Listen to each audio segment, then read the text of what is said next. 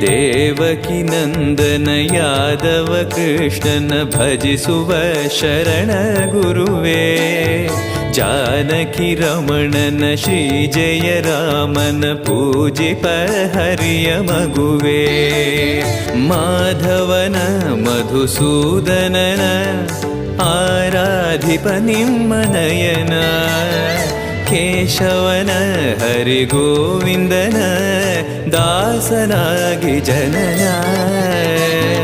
ಪೂಜ್ಯಾಯ ರಾಘವೇಂದ್ರಾಯ ಸತ್ಯಧರ್ಮರತಾಯ ಚ ಭಜತಾಂ ಕಲ್ಪವೃಕ್ಷಾಯ ನಮತಾಂ ಕಾಮಧೇನವೇ.